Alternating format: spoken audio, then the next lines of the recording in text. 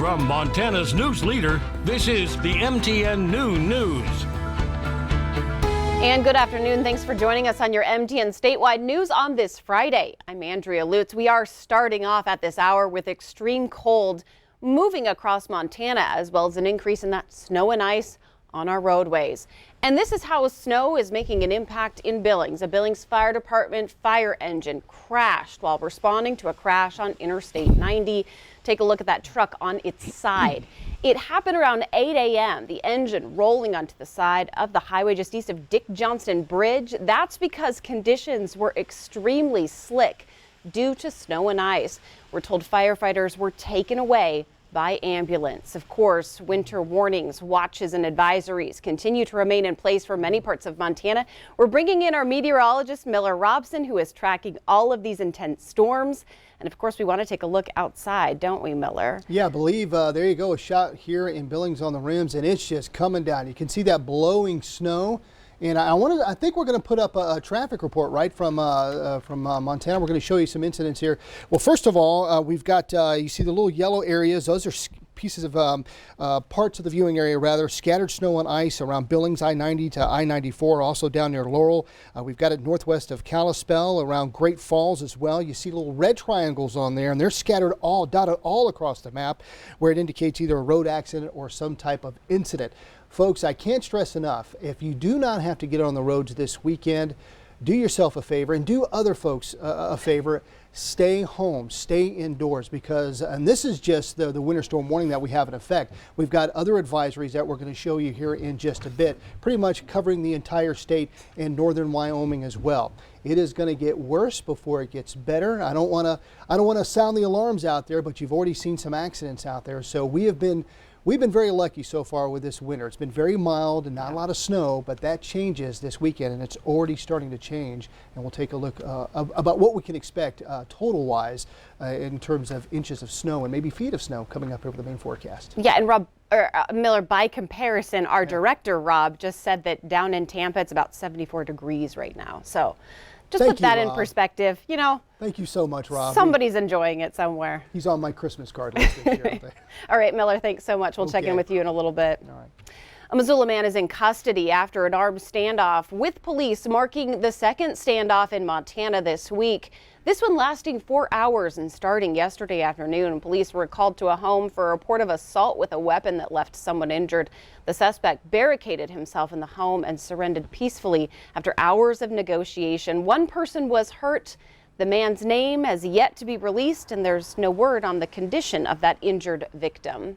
Montana's largest coal mine will not be allowed to expand, at least for now. Spring Creek Coal Mine near Decker had plans to grow. The move would have kept them operational for 6 more years, but a judge shot down that proposal, saying the mine ignored the environmental and health consequences of the continued coal mining.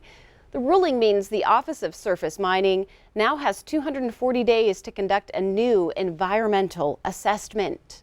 Butte's Board of Health made a big decision. They're going to allow bars and casinos to stay open longer. MTN's John Amy explains how it all happened. Bars, casinos, and restaurants in Butte will be allowed to stay open longer after the Board of Health loosened COVID-19 restrictions Thursday evening. After about a 2-hour meeting, the board voted unanimously to allow businesses that serve alcohol to remain open until 12:30 in the morning. It's a tough one.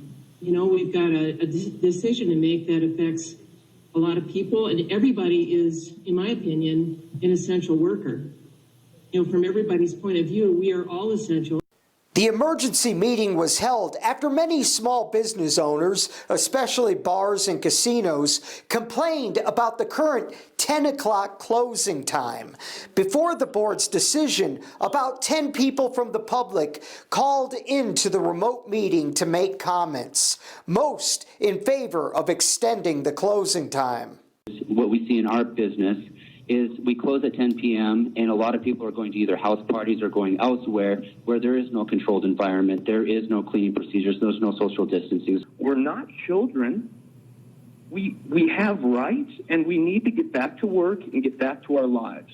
The board only voted to extend the closing time, but businesses are still restricted to 50% capacity, and masks and social distancing are required. I'm sympathetic. I understand that income affects health, and if you're unable to generate income, your health is going to be most likely adversely affected. The amendment goes into effect immediately. In Butte, John Amy, MTN News. I know that was a hot issue there. We told you about Missoula County and the University of Montana opening up registration for COVID-19 vaccines at a clinic. Shots went fast, and that's because it took only about an hour for those slots to be filled. Additional clinics will be scheduled as vaccine supply arrives in Missoula County, and residents should continue to monitor covid19.missoula.co for more information.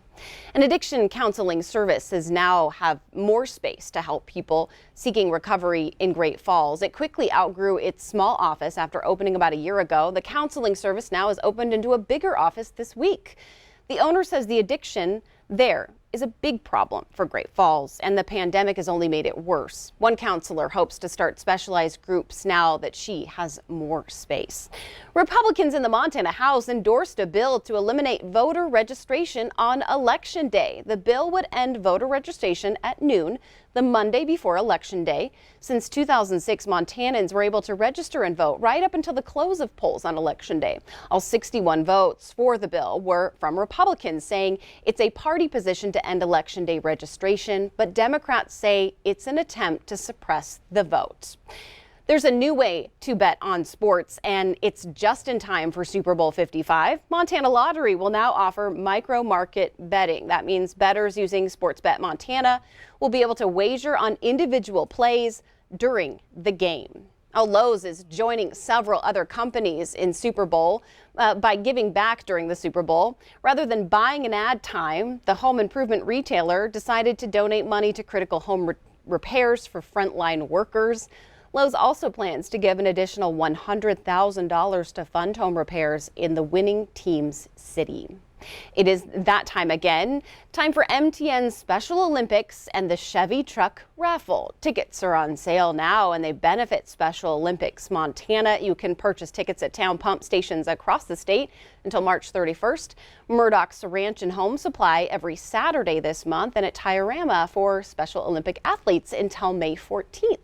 Along with a new pickup, you can also win $5,000, or there's gift cards available. The drawing is on May 15th.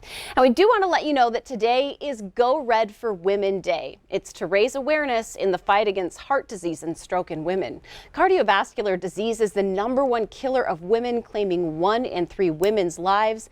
It's more than any other cancer combined. Nearly 45% of women aged 20 and older are living with some form of heart disease. And to learn more, you can visit wearredday.org. And that is why you'll see a lot of women on TV wearing red today.